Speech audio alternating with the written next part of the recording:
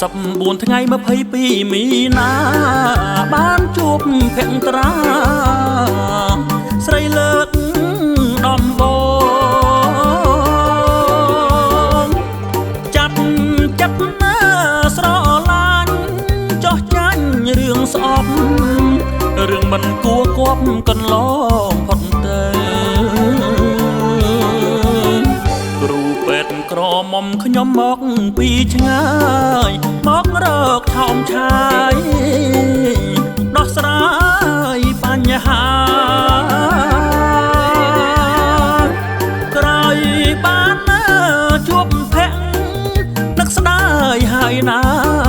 មិនគួរមានទេទឹកចិត្តដែលស្អប់មេតបចាញ់ស្នេហ៍បែរនឹកសោកស្ដាយរកគ្រប់ឧបាយដើម្បីជួបភក្តិចេះភូតណាកុំហក់នឹងចេះលួចលាក់នេះហើយរឿងជាក់ជីវិតស្នេហ៍ខ្ញុំពេលចាក់ចេញទៅបានលារូបស្រីបានស្ដាប់សំដីស្រីឆ្លើយពីរោះ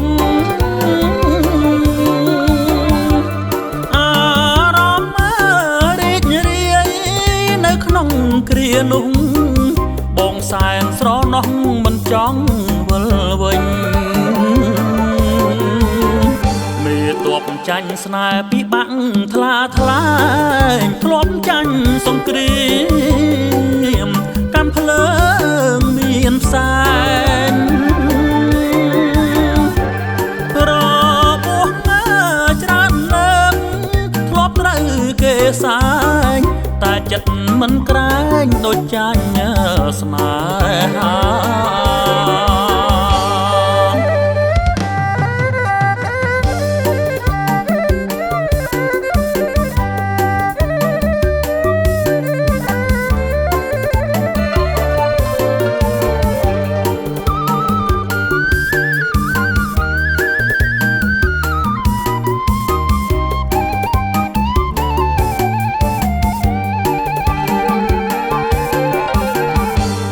មេ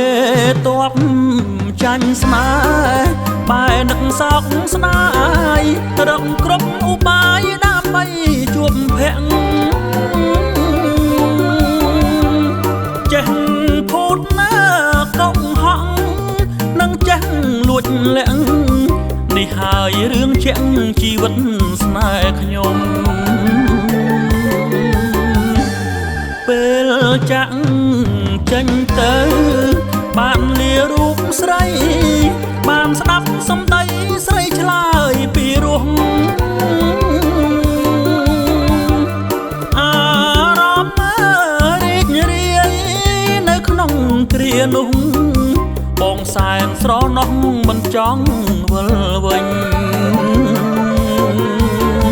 មេតបចាញ់ស្នេហ៍ពីបាក់ថ្លាថ្លែងធ្លាប់ចាញ់សង្គ្រាមកម្មភ្លើ